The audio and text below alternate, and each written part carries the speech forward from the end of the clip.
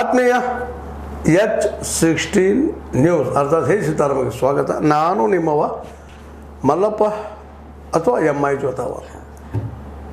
ಆದ್ಮೇಲೆ ಇವತ್ತೊಂದು ವಿಶೇಷವಾದ ಚರ್ಚೆ, ಹಣ, ಇದರ ಬಗ್ಗೆ ಒಂದಿಷ್ಟು ಮಾತಾಡಬೇಕು. ಅದು ಫಾರನ್ರಿ ವಿರುದ್ಧನ್ರಿ ಏನೋ ಒಂದಿಷ್ಟು ಮಾತಾಡಬೇಕು. ಆ ವಿಷಯದಲ್ಲೇ ಇವತ್ತು ಮಾತಾಡೋದಕ್ಕಾಗಿ ನಮ್ಮ ಪಾರಿಜಾತ ಕೃಷ್ಣರು ಕೊರವಂಜಿ ಅನೇಕ ನಾಟಕಗಳನ್ನು ಬಯಲಾಟಗಳು ತಮ್ಮದೇ ಆದ ವ್ಯಕ್ತಿತ್ವ ಪ್ರದರ್ಶನ ಮಾಡಿದವರು ನಮ್ಮ ಜೊತೆಗೆ ಇವತ್ತಿದ್ದಾರೆ.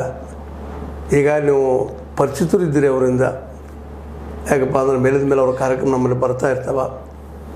ಆ ನಮ್ಮ ಪಾರಿಜಾತ ಕೃಷ್ಣನ ಕೇಳಲಾರ್ದ ಸ್ವತಃ ನಮ್ಮ ಕೃಷ್ಣರಾದಂಥ ಈಶ್ವರಚಂದ್ರ ಬೆಟಗೇರಿ ಅವರಿಗೆ ಕೆಲವೊಂದಿಷ್ಟು ಹಣದ ಬಗ್ಗೆ ನಮಗೇನೋ ಕೇಳಬೇಕು ಅನ್ನಿಸ್ತಾ ಇದೆ. ಸ್ವಾಗತ ಸರ್ ನಿಮ್ಗೆ. ಶರಣ ಸರ್. ಹಣ ಇದು ಒಳ್ಳೆಯದು ಕೆಟ್ಟದ್ದು? ಹಣ ಭಾಳ ಮಹತ್ವದ್ರಿ, ಒಳ್ಳೆಯದು. ಯಾಕಂದ್ರೆ ಸರ ನಾವು ಶಾಸ್ತ್ರೀಯದೊಳಗೆ ನೋಡ್ಬೇಕಾದ್ರೆ ಮೊದಲು ಧರ್ಮ ಇಟ್ಕೊಂಡು ನಂತರ ಅರ್ಥ ಇಟ್ಟಾರೆ, ಆಮೇಲೆ ಕಾಮರೆ. ಧರ್ಮ, ಅರ್ಥ, ಕಾಮ, ತದನಂತರದಲ್ಲಿ ಮೋಕ್ಷವನ್ನು ಪ್ರತಿಪಾದನೆ ಮಾಡಿದ್ರಿ ನಮ್ಮ ಒಂದು ಹಿಂದೂ ಧರ್ಮ. ಯಾಕಂದ್ರೆ ಸರ ನೀವು ಹೇಳಿದ ಪ್ರಕಾರ ಅರ್ಥ ಅಂದರೆ ಇಷ್ಟು ಮಹತ್ವದ್ದಲ್ರಿ ಹಣಕಾಸು. ನಾನೊಂದು ಇದನ್ನು ಬರ್ತೀನಿ ಸರ್, ದುಡ್ಡು ಬೇಕಲ್ಲ ಮನುಷ್ಯಗೆ ಸಾಕೆಂಬುದೇ ಇಲ್ಲ. ಮನುಷ್ಯಾಗ ದುಡ್ಡು ಎಷ್ಟಾದರೂ ಬೇಕು ಅನ್ನೋದು ಭಾಳ ಐತ್ರಿ. ಅದಕ್ಕೆ ದುಡ್ಡು ಬೇಕಲ್ಲ ಮನುಷ್ಯಗೆ ಸಾಕೆಂಬುದೇ ಇಲ್ಲ. ಯಾಕೆ ಬೇಕು ದುಡ್ಡು?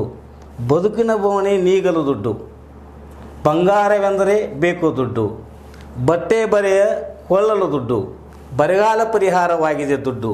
ದುಡ್ಡು ಬೇಕಲ್ಲ ಮನುಷ್ಯಗೆ ಸಾಕೆಂಬುದೇ ಇಲ್ಲ. ಯಾಕಂದರೆ ದುಡ್ಡಿಲ್ಲದ ನಮ್ಮ ಜೀವನನೇ ಇಲ್ಲ ರೀ. ಆದರೆ ಹೇಳ್ತಾರೆ ಬಾಳಿಗೆ ಬೇಕು ಮಿತಿಯಲ್ಲಿ ದುಡ್ಡು. ದುಡ್ಡು ಭಾಳ ಆದ್ರೂ ಕೆಟ್ಟ್ರಿ, ಎಷ್ಟು ಬೇಕು ಅಷ್ಟೇ ಇದ್ರೆ ಅದು ಪಾಡ್ರಿ. ಹೌದ್ರಿ, ಬಾಳಿಗೆ ಬೇಕು ಮಿತಿಯಲ್ಲಿ ದುಡ್ಡು. ಮುಂದೆ ಬಾ ಎಂದರೆ ಬಾರದು ದುಡ್ಡು. ಹಂಗೆ ಬರ್ರಿ ಅಂತಂದ್ರೆ ಬಾ ಅಲ್ಲಾರ್ದ ಅಥವಾ ಮತ್ತೇನು ಮಾಡಲಾರ್ದ ಹಣ ಬರೋದಿಲ್ಲ ನೀವು ಅರ್ಥಪೂರ್ಣವಾಗಿ ಮಾತಾಡಿದ್ರಿ. ಆ ಹಣ ಬಾ ಅಂತಂದ್ರೆ ಬರೋದಿಲ್ಲ, ಹೌದು. ಅದು ಬರ್ಬೇಕಾದ್ರೆ ಏನು ಮಾಡಬೇಕು? ದುಡಿಮೆ ಮುಖ್ಯ ಸರ್. ದುಡಿಮೆ ಸಿಗದಿದ್ದಾಗ ಏನು? ದುಡಿಮೆ ಅಂದ್ರೆ ನೋಡಿ ಸರ್, ಅವರವರ ಶಕ್ಯಾನುಸಾರವಾಗಿರಿ ಜಗತ್ತು ಭಾಳ ದೊಡ್ಡದ ರೀ. ನಮಗೆ ಇದ ಸಿಗಬೇಕು ಅನ್ನುವಂಥ ಅಪೇಕ್ಷೆ ಬೇಕಾಗಿಲ್ಲ ರೀ. ನಮಗೆ ಒಂದು ಶಕ್ತಿ ಎಷ್ಟೈತಿ, ನಾವೇನು ಮಾಡಬಲ್ಲೆವು ಅನ್ನೋದನ್ನು ನಾವು ಸ್ವತಃ ನಿರ್ಣಯ ಮಾಡಬಹುದು ರೀ. ನಿರ್ಣಯ ಮಾಡಿರಿ ತನಗೆ ಎಷ್ಟು ನಿಗ್ತದಲ್ಲ ಅದರಿಂದ ಏನು ಒಂದು ಅರ್ಥ ಸಿಗ್ತದೆ ರೀ. ನೀವು ದುಡಿಯೋಕೆ ಹೋದ್ರಿ ಅದು ಭಾಳ ಸಿಗಲಿ ಕಡಿಮೆ ಸಿಗಲಿ ಸಿಗ್ತದೆ ರೀ. ಆ ಸಿಕ್ಕಂಥ ಇದನ್ನೊಳಗೆ ನಾವು ಸ್ವಲ್ಪ ಸಿಂಪಲ್ ಲಿವಿಂಗ್ ಐತಲ್ಲ, ಜೀವನದ ಅವಶ್ಯಕತೆಗಳಂತೂ ಸರ ಅದಕ್ಕೆ ಸೀಮೆ ಅನ್ನೋದಿಲ್ಲ, ಎಲ್ಲ ಬೇಕು ಅನಿಸ್ತೈತಿ. ಆದರೆ ನಮ್ಮದು ದುಡಿಮೆ ಎಷ್ಟೈತಿ, ನಮ್ಮದು ದುಡ್ಡು ಇರ್ತದೆ, ನಮ್ಮ ಜೀವನ ಕ್ರಮ ಏನು, ನಮ್ಮ ಕುಟುಂಬದ ಸದಸ್ಯರು ಹೆಂಗದಾರ, ಅದಕ್ಕನುಗುಣವಾಗಿ ನಾವು ರೀ ನಮ್ಮ ಬದುಕನ್ನು ಸಾಗಿಸಿದ್ರೆ ರೀ ಎಷ್ಟು ನಾವು ದುಡಿದಿಲ್ಲ. ಅದೇ ಅಂತಲ್ಲ, ಹಾಸಿಗೆ ಇದ್ದಷ್ಟು ಕಾಲು ಚಾಚು, ಗಳಿಸಿದ್ರಲ್ಲಿ ಸ್ವಲ್ಪ ಉಳಿಸುವಂತಾರೆ, ಉಳಿಸುವಂಥ ಮನೋವರ್ತಿ ಸಿದ್ಧ. ನೀವು ಹೇಳಿದ್ದು ಅಡ್ಡಿ ಇಲ್ಲ. ಹಾಂ, ಯಾಕಂದ್ರೆ ಪಕೋಡ ಮಾಡು ಅಂತೇಳಿ ಸಜೆಷನ್ ಕೊಟ್ಟಂಥ ಶಾರ್ ಅವ್ರ ನೆಲಗಟ್ಟಿನಲ್ಲಿ ನಿಮ್ಮ ವಿಚಾರ ಸರಿ ಅದ.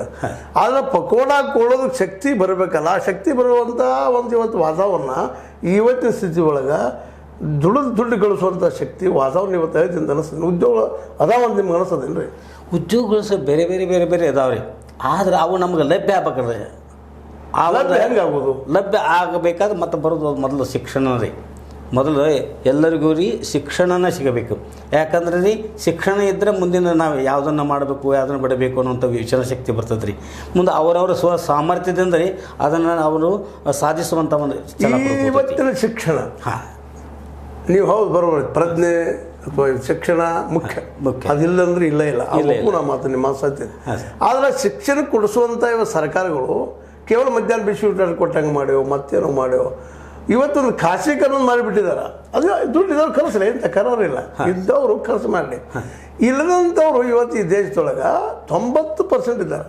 ಕಾರ್ಮಿಕರು, ದುಡಿಯುವ ವರ್ಗ, ಕೂಲಿಗಳು ಇಂಥವ್ರೆಲ್ಲ ಇದ್ದಾರೆ. ಅವರು ತಮ್ಮ ಜೊತೆ ತಮ್ಮ ಮಕ್ಕಳ ಜೊತೆ ಕೂಡಿಸ್ಕೊಂಡು ದುಡಿದ್ರು ಸಹಿತ ಅವ್ರು ಬದುಕು ನಡೀಲಾರ ಸ್ಥಿತಿ ಒಳಗೆ ಅದ. ಹೀಗಾಗಿ ಬದುಕು ನಡೀಲಾರದಕ್ಕೆ ಎಷ್ಟೋ ಜನ ತಮ್ಮ ಮಕ್ಕಳನ್ನ ಶಾಲೆ ಬಿಡಿಸ್ತಾ ಇದ್ದಾರೆ.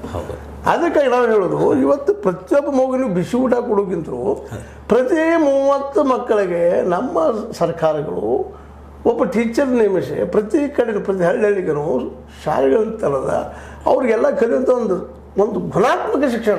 ಬರೀ ಶಿಕ್ಷಣ ಕಳಿಸೋದು ಹೋಗೋದು ಬರೋದು ಶಿಕ್ಷಣ ಅದು ಸಿಗುವಂಗ ಅದು ಪಡೆಯುವಂಥ ಶಕ್ತಿ ಭಾಳ ಜನರಲ್ಲಿಲ್ಲ. ಅದಕ್ಕೆ ಇವತ್ತು ಸರ್ಕಾರ ಕೆಲವು ಅಂತಿರ್ತೀವಿ ನೀವು ಮಾಡಬೇಕ್ರಿ ಅಂತೇಳಿ. ಈ ವಿಷಯದಲ್ಲಿ ನಿಮ್ಮ ಅಭಿಪ್ರಾಯ ಏನು ಸರ್? ನೀವು ಹೇಳಿದ್ದು 100% ಕರೆಕ್ಟ್ ಅದ ರೀ. ಅದ್ರದ ಏನು ಹೇಳ್ತಂತಾರೆ, ಈ ಜೀವನ ಅನ್ನೋದಂದ್ರೆ ಒಂದು ಪಂಜರ ಇದ್ದಂಗೆ ರೀ. ಯಾಕಂದ್ರೆ ನಾವು ಇದನ್ನು ಹಿಂದಕ್ಕೆ ಬರ್ದೀನಿ ರೀ. ಜೀವನ ಎಂಬ ಪಂಜರದಲ್ಲಿ ನಾನು ಸಿಲುಕಿರುವೆ, ಜೀವನವೆಂಬ ಪಂಜರದಲ್ಲಿ ನಾನು ಸಿಲುಕಿರುವೆ, ಬಲ್ಲಿದ ನಾನು ಇದರಿಂದ ಎಂದು ಬಿಡುಗಡೆ ಆಗುವೆ, ಜೀವನವೆಂಬ ಪಂಜರದಲ್ಲಿ ನಾನು ಸಿಲುಕಿರುವೆ. ಪ್ರಥಮ ಬರೋದು ಎಲ್ಲರಿಗೂ ಬಾಲ್ಯಾವಸ್ಥೆ ರೀ. ಬಾಲ್ಯದಲ್ಲಿ ಏನು ಮಾಡಬೇಕು? ಬಾಲ್ಯದಲ್ಲಿ ನಾನಾ ಕ್ರೀಡೆಗಳ ಹೇಳ್ತಾರೆ. ಆದ್ರೆ ಇಲ್ಲಿ ಸರ ಬಾಲ್ಯದ ವಿದ್ಯೆಯು ಬಹುದಿನವೆಂದು ಅರಿಯದೆ ಹೋಗಿ ಏನು ಬಾಲ್ಯದೊಳಗ್ರಿ ಪಾಲಕರಾಗಲಿ ತಂದೆ ತಾಯಿಗಳಾಗಲಿ ಅಲ್ಲಿ ಗುರು ಹಿರಿಯರಾಗಲಿ ನನ್ನ ಮೂರು ಪ್ರಶ್ನೆ ಅರ್ಥ ಮಾಡ್ಕೊ ಅಲ್ಲೇ ಬರ್ತಾನೆ. ನಾನು ಅಲ್ಲೇ ಬರೋದಕ್ಕೆ ಟೈಮ್ ಭಾಳ ಇಲ್ಲ. ನಮಗೆ ಹೋಗ್ರಲ್ಲ ಅಷ್ಟೆಲ್ಲ ನಾ ಕೇಳುವಂಥದ್ದು ಏನು ನಿಮಗಪ್ಪ ಅಂತಂದ್ರೆ, ಇಲ್ಲೇ ಕೊಳ್ಳುವ ಶಕ್ತಿ ನಮ್ಮಲ್ಲಿ ಇಲ್ಲ, ಗ್ರಾಹಕರಲ್ಲ. ನಿಮ್ಮಲ್ಲಿ ದುಡ್ಡು ಇದ್ರೆ ನೀವು ಬೇಕಾದ್ರೆ ಕಲಿಸ್ತೀರಿ, ಓಪನ್ ಮಾರ್ಕೆಟ್ ಓಕೆ. ಆದ್ರೆ ದುಡ್ಡೇ ಇಲ್ಲದವ್ರು 90% ಜನ ಇದ್ದಾರೆ. ಅವ್ರಿಗೆ ಪೂರ್ಣವಾದ ಸಾಲ ಸಿಗ್ತಾ ಇಲ್ಲ. ಮಧ್ಯಾಹ್ನ ಊಟ ಕಂಡು ಹೋಗಿರ್ತಾರೆ ಹುಡುಗರು, ಊಟದ ತಕ್ಷಣ ಬರುವಂಥ ಪರಿಸ್ಥಿತಿ. ಅಂದ್ರೆ ಅವ್ರು ಬದುಕೋದು ಕಷ್ಟ ಆಗಿದೆ ಇವತ್ತು. ಬೆಲೆ ಏರಿಕೆಯಿಂದ ಆಗಿರ್ಬೋದು, ಮತ್ತೊಂದ್ರ ಆಗಿರ್ಬೋದು. ಇದಕ್ಕೆ ಸರ್ಕಾರ ತನ್ನದೇ ಇನಿಷಿಯೇಟಿವ್ ತಗೋಬೇಕಾಗ್ತದೆ ರೀ. ಇಲ್ಲೇ ನಮ್ಮಿಂದ ಟ್ಯಾಕ್ಸ್ ಯಾವ ಪ್ರಮಾಣದಲ್ಲಿ ತಗೋತಾರಪ್ಪ ಇವರು, ಬೆಲೆಯರಿಗೆ ಯಾವ ಪ್ರಮಾಣದಲ್ಲಿ ತಗೋತಾರೆ, GST ತಗೋತಾರ, ಮತ್ತೊಂದು ತಗೋತಾರ, ನಮ್ಮ ಹೊರ ಸಿಗ್ತಾರ. ವರ್ಷಕ್ಕೆ ನಮ್ಮ ಸ್ಟೇಟ್ ಗೌರ್ಮೆಂಟ್ ಇದ್ದಿದ್ದು 4.5 ಲಕ್ಷ ಕೋಟಿ ರೂಪಾಯಿ ತಗೊಳ್ತದ ಟ್ಯಾಕ್ಸ್.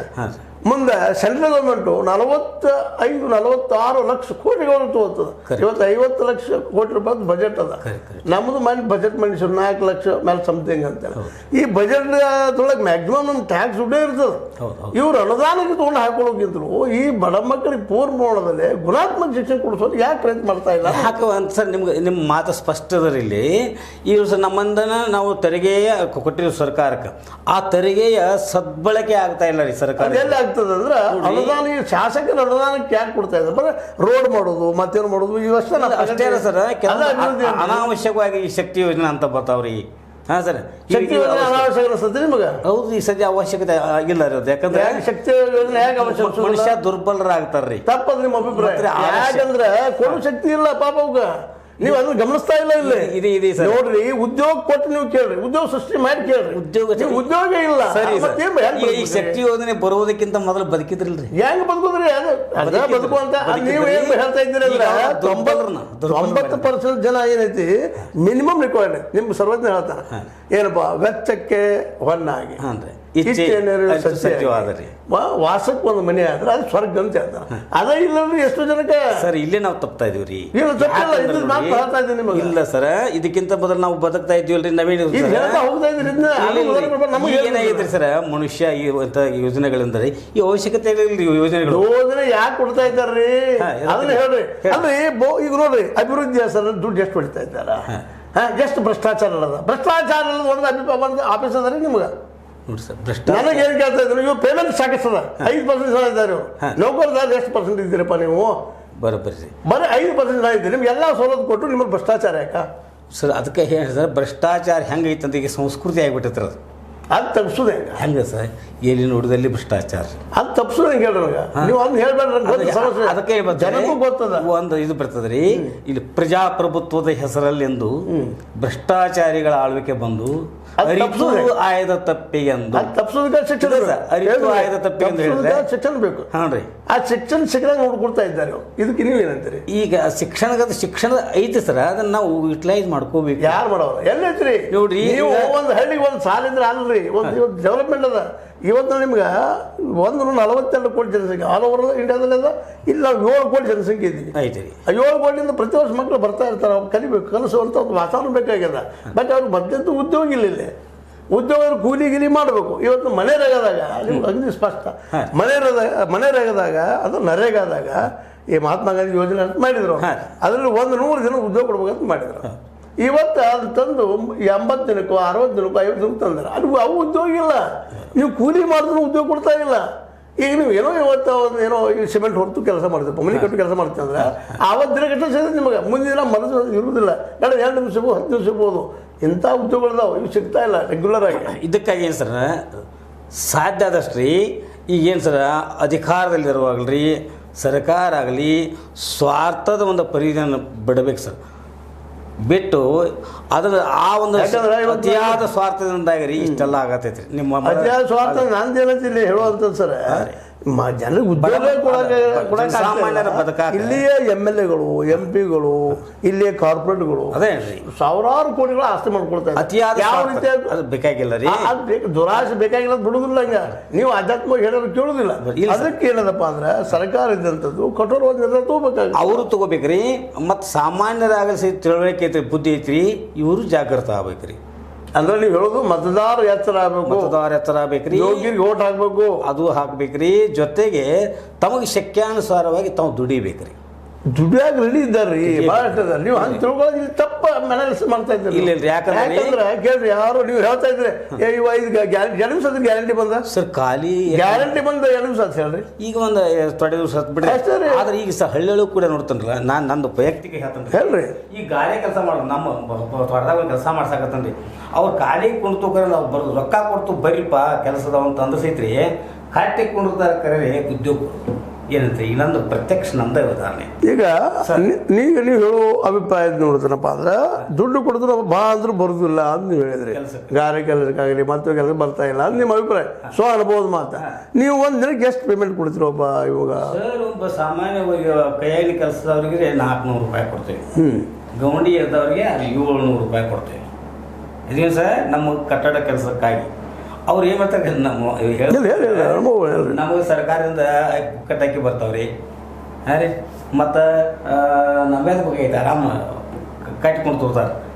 ಬರೀಪ್ಪ ಖಾಲಿ ಕೊಂಡು ನಮಗೆ ಹರ್ಕತೈತಿ ಬರೀ ಅಂತಂದ್ರೆ ವಿನಂತಿ ಮಾಡಿದ್ರು ಕೂಡ ನಾವು ಬರೋದಿಲ್ಲ ರೀ. ಈ ಮನೋವೃತ್ತಿ ಹೋಗಬೇಕು ಸರ್, ಪ್ರತಿಯೊಬ್ಬರಿಗೆ ಬೇಕು ಸರ್, ದುಡಿಯೋರು ಬೇಕು. ನಾವು ಎಷ್ಟು ದುಡಿತೀವಿ ರೀ ಅದು ಉಳಿತಾಯ ಆಕೈತಿಲ್ಲ ರೀ, ಅಮೌಂಟ್ ಬರ್ತೈತಿಲ್ಲ ಅಷ್ಟು ಬರ್ತೈತಿಲ್ಲ ರೀ. ಅದು ಖಾಲಿ ಕೊಟ್ಟರೆ ಏನಾಗೋದು ರೀ, ಹೋಗೋದು ರೀ. ಜೊತೆಗೆ ಈ ವ್ಯಸನಾದಿಗಳಿಗೆ ಬೆಲೆ ಆಗ್ತದೆ ರೀ ಖಾಲಿ ಕೊಟ್ಟರೆ. ಮತ್ತು ಕಟ್ಟಿ ಕೂತ ಪುಕ್ಕಟ ರಾಜಕಾರಣ, ಅದರಿಂದ ಏನು ಪ್ರಯೋಜನ ಇದೆ? ಹೀಗಾಗಿ ಮನುಷ್ಯನಲ್ಲಿ ಸ್ವಯಂ ಪ್ರಜ್ಞಾ ಜಾಗೃತ ಆಗದ ವಿನಹಾರಿ ವ್ಯಕ್ತಿನೂ ಸುಧಾರಣೆ ಆಗೋದಿಲ್ಲ ರೀ, ರಾಷ್ಟ್ರನೂ ಸುಧಾರಣೆ ಆಗೋದು. ಈಗ ಸ್ವಯಂ ಪ್ರಜ್ಞೆ ಬರೋದು ಹೆಂಗಂದ್ರೆ ಶಿಕ್ಷಣದಿಂದ ಅಂತ ಹೇಳಿದ್ರಿ. ಶಿಕ್ಷಣ ಅಷ್ಟ ಅಲ್ರಿ ಸರ್, ಇವ್ರಿ ಮೊದಲೆಲ್ಲ ಬರೀ ಶಿಕ್ಷಣ ಇತ್ತಂದ್ರೆ ಇಲ್ಲ ಸಮಾಜನ ಹಂಗ ಅನ್ಬೇಡ್ರಿ. ಮತ್ತೆ ಹಚ್ಚಪ್ತಾ ಇದ್ರಿ ಇಲ್ಲಿ ಮೊದಲು ಶಿಕ್ಷಣ ಇತ್ತಲ್ಲ, ಶಿಕ್ಷಣ ಆಗಿ ಇಲ್ಲದಕ್ಕ ಹಿಂಗಾಗಿದ್ವಿ ನಾವು. ಇನ್ನೊಬ್ಬರಿಗೆ ನಾವು ಬಲಿ ಆಗ್ತಾ ಬಂದಿದ್ವಿ. ಇತಿಹಾಸ ತುಂಬ ನಾವು ಬೇರೆಯವ್ರ ಪರಿಕೀರ ದಾಳಿಗೆ ಒಳಗಾಗಿವಿ. ಆದ್ರೂ ಬರೀ ಅನ್ಬೇಡ್ರಿ, ಶಿಕ್ಷಣ ಕೊಡ್ಲಾರ್ದನ ಬಹುಸಂಖ್ಯಾತರಿಗೆ ಜಾತಿಗಳ ಆಧಾರ ಮೇಲೆ ಧರ್ಮದ ಆಧಾರ ಮೇಲೆ ಶಿಕ್ಷಣ ಕೊಟ್ಟಿಲ್ಲ ನಮ್ಮಲ್ಲಿ. ಈಗ ಶಿಕ್ಷಣ ಐತೆ ಸರ್, ಶಿಕ್ಷಣ ಇದ್ರೆ ಇವತ್ತು ದುಡ್ಡು ಇದ್ದವ್ರಿಗೆ ಯುಟಿಲೈಸ್ ಮಾಡ್ಬೇಕ್ರಿ. ನಾವು ಬಡವರ ಕರೀರಿ ಮಕ್ಕಳನ್ನ ನಮ್ಗೆ ಸ್ವಲ್ಪ ತ್ರಾಸ ಅಂತ ಹೇಳಿದಿರಿ ನೀವು. ಅದ್ರ ಬಹಳಷ್ಟು ಕಡೆ ಇರ್ಲಿ, ನೀವು ಹೇಳೋದು ಸತ್ಯದ ಇಲ್ಲ ಅಂತಲ್ಲ, ಅದ್ರ ಅರ್ಧ ಸತ್ಯಗಳು. ಯಾಕಂದ್ರೆ ಈಗ ನೀವು ನೋಡ್ರಿ, ಈಗ ನೀವು ಹೇಳಿದಂಥ ಸತ್ಯ ಒಂದು ಕಡೆ ಇಟ್ಕೊಂಡು ನಾವು ವಿಚಾರ ಮಾಡಿದಾಗ ರೀ, ನಾವು ಸಿಂಪಲ್ ಆಗಿ ಕೇಳಾಕತ್ತಿದ್ದಿಷ್ಟ. ನಾವು ನಮ್ಮ ಕೆಲಸ ಇವತ್ತು ನೀವು ಸಾಕಷ್ಟು ದುಡ್ಡು ನಮ್ಮನ್ನು ಟ್ಯಾಕ್ಸ್ ತೊಗೊಂಡಿರ್ತೀರಿ. ಇಷ್ಟೆಲ್ಲ ಟ್ಯಾಕ್ಸ್ ತೊಗೊಂಡಿದ್ದಕ್ಕೆ ನೀವು ಅವ್ರು ಕಲಿತಾರೋ ಬಿಡಿದ್ರು ಅಟ್ಲೀಸ್ಟ್ ಶಿಕ್ಷಣ ಶಾಲೆಗಳನ್ನಾದ್ರೂ ಅಲ್ಲಿ ತಂದು ಹಚ್ಚಿರಿ ಅಂತ ಕೇಳ್ತಾರೆ. ಆಳು ಅವರ ಇಚ್ಛಾಶಕ್ತಿಯ ಕೊರತೆ ಒಂದ್ರಿ, ಅನಾವಶ್ಯಕವಾಗಿ ನಾವು ಮತ್ತಷ್ಟು ನಾವು ಅಧಿಕಾರದಲ್ಲಿ ಉಳಿಬೇಕನ್ನೋದ್ರಿಂದ ಅದನ್ನ ಬೇರೆ ಬೇರೆ ಯೋಜನೆಗಳಿಗೆ ಯುಟಿಲೈಸ್ ಮಾಡಿ ಅನ್ವಾಂಟೆಡ್ ರೀ, ಅವು ಅವಶ್ಯಕತೆ ಇಲ್ಲ ಮನುಷ್ಯನ ಆಟದಾರಿಗೆ. ಯಾಕಂದ್ರೆ 40% ತೊಗೊಳ್ಳೋದು, 50% ತೊಗೊಳ್ಳೋದು, ಪರ್ಸೆಂಟೇಜ್ ಹೊಡ್ಕೊಂಡು ತಗೋದು ಅನುದಾನಗಳಲ್ಲಿ ಮಾಡುವಂಥದ್ದು. ಇನ್ನೊಂದು ಮಾತು ಹೇಳ್ತಾನೆ ಸರ್, ಯಾವ ಕುಟುಂಬನೂ ಇವತ್ತು ಸುಖಿಯಾಗಿಲ್ಲ ರೀ. ಗಂಡ ಹೆಂಡತಿಯಲ್ಲಿ ಅನ್ಯೋನ್ಯತೆ ಇಲ್ಲ. ಗಂಡ ಒಂದು ಮನೆ ಹೇಳಿದ್ರೆ ಹೆಂಡತಿ ಒಂದು ಮನೆ ಹೇಳ್ತಾಳೆ. ಇದಕ್ಕೆ ಕಾರಣ ಅಂತಂದ್ರೆ ನಮ್ಮ ಈಗಿನ ಒಂದು ಇಚ್ಛಾಶಕ್ತಿಯ ಕೊರತೆ ನಮ್ಮ ರಾಜಕಾರಣದೊಳಗೆ. ಯಾಕೆ ಮನೆ ಹೊಡ್ಲಿಕ್ಕಿತ್ತದವ್ರಿ, ಭಾಳು ಎಲ್ಲ ಅಂತಾರೆ ವ್ಯತಿರಿಕ ಆಗಿರ್ತಾವ್ರಿ. ಹಿಂಗಾಗಿ ಇದು ನಮಗೆ ಆಗುತ್ತೆ. ಜೊತೆಗೆ ಪಾಪ ಆ ಗಂಡ ಹೆಂಡತಿನ ಹಿಂಗಿದ್ದಾರೆ ರೀ, ಮಕ್ಕಳ ಭವಿಷ್ಯ ಹೆಂಗೆ ರೀ. ಹೀಗಾಗಿ ನಾವು ನಮ್ಮ ಸ್ವಯಂ ಪ್ರಜ್ಞೆ ಜಾಗ ತೋರಿಸ್ಕೊಂಡು ಕೊಡಲಿ, ಅವ್ರು ಏನು ಬಿಟ್ಟು ಕೊಡ್ತಾರೆ. ಆದ್ರೆ ಅವನು ಬಳಕೆ ಮಾಡ್ಬೇಕು ರೀ, ಸ್ವಯಂ ಪ್ರಜ್ಞೆ ಮತ್ತು ಕಾಟಿಕೊಂಡಿರ್ಬಾರ್ದು ರೀ, ಕೆಲಸ ಮಾಡಬೇಕು. ಅಂದ್ರೆ ನೀವು ಹೇಳೋದು ಏನಪ್ಪ ಅಂತಂದ್ರೆ ಅವರು ಎಲ್ಲ ಗಳಿಸಿದ್ದು ನಮಗೆ ಉಳಿಬೇಕು ಅನ್ನುವಂಥದ್ದು ಬೇಕಾಗಿಲ್ಲ. ಅದೇ ಕಾಲಕ್ಕೆ ಇವ್ರಿಗೂ ಸಹಿತ ಬರೀ ಗ್ಯಾರಂಟಿ ಮೇಲೆ ಬದುಕಿದ್ಲು, ತಾವು ದುಡ್ಡು ಗಳಿಸಬೇಕು ಮತ್ತು ಶಿಕ್ಷಣ ಕಳಿಸ್ಬೇಕು ಅನ್ನೋದು, ಮತ್ತೆ ಶಿಕ್ಷಣ ಎಲ್ಲ ಕಡೆ ಸಿಗಬೇಕು ಅನ್ನೋದು ಅಭಿಪ್ರಾಯ ಇದೆ. ಅದರಿಂದಾಗಿ ಹಣದ ಆಸೆ ದುರಾಸೆ ಬಿಟ್ಟು ಡಿಫೈನ್ ಅವಾಗ ಮಾಡಕ್ಕೆ ಬರ್ತದೆ. ಅದ್ರ ಜೊತೆಗೆ ಯಾವ ಯೋಗ್ಯ ಅದನ್ನು ಯಾವ ಯೋಗ್ಯ ಇಲ್ಲ ಅನ್ನೋ ಶಿಕ್ಷಣದ ಗೊತ್ತಾಗ್ತದೆ, ವ್ಯವಸ್ಥೆ ಬದಲಾಗೈತೆ ಅಂತ ನಿಮ್ದು ಅಭಿಪ್ರಾಯ. ಅದಕ್ಕೆ ಹೇಳಿ ಸರ್, ನಾ ಮೇಲೆ ಹೇಳಿದ್ರು ಸ್ವಯಂ ಪ್ರಜ್ಞಾ ಜಾಗೃತ ಆಗೋದು ಬೇಡ ರೀ, ರಾಷ್ಟ್ರಾನುಸರಣೆ ಆಗೋದಲ್ರಿ, ವ್ಯಕ್ತಿನೂ ಸಹಿತ ಬದಲಾವಣೆ ಆದ್ಮೇಲೆ ಇಲ್ಲಿವರೆಗೆ ನಮ್ಮ ಮಿತ್ರರಾದಂತಹ ನಮ್ಮ ಬೆಟಗೇರಿಯವರು ತಮ್ಮ ಅನುಭವದ ಮಾತುಗಳನ್ನು ಹಣ ಯಾವ ರೀತಿಯಾಗಿ ವರ್ಕ್ ಆಗ್ತದೆ ಅಂದರೆ ಶಿಕ್ಷಣದ ನೆಲೆಗಟ್ಟಿನಲ್ಲ, ತಿಳುವಳಿಕೆ ನೆಲೆಗಟ್ಟಿನ. ಶಿಕ್ಷಣದಲ್ಲಿ ತಿಳುವಳಿಕೆ, ಈಗ ನಾವು BA ಮಾಡಬೇಕು, BCom ಮಾಡಬೇಕು ಅಂತ ಅಲ್ಲ, ಪ್ರಜ್ಞೆ ಬೆಳಿಬೇಕಾದ್ರೆ ಶಿಕ್ಷಣ ಬೇಕಲ್ಲ. ಶಿಕ್ಷಣ ನೀವು 7ನೇ ಕಲ್ತಿದ್ರು 8ನೇ ಕಲ್ತಿದ್ರು ಅದು ಮುಖ್ಯ ಅಲ್ಲ, ಅದು ಮುಖ್ಯ ಅಲ್ಲ, ಶಿಕ್ಷಣ ಪ್ರತಿಭೆ ಬೇಕು ಅಂತ ಪ್ರಜ್ಞೆ ಬರ್ತನೂ ಒಪ್ಕೊಳ್ತಾ, ಅದೇ ಕಾಲಕ್ಕೆ ನಾವು ದುಡಿಯೋರು ಸಹಿತ ಅನಗತ್ಯ ಚಟಗಳಿಗೆ ಬಲಿಯಾಗಲಾರದ ದುಡಿಮೆ ಸಿಕ್ಕದ್ದನ್ನು ಮಾಡ್ತಾ ಹೋಗ್ಬೇಕು ಅನ್ನೋದು ಅವ್ರ ಸ್ಪಷ್ಟ ಅಭಿಪ್ರಾಯ.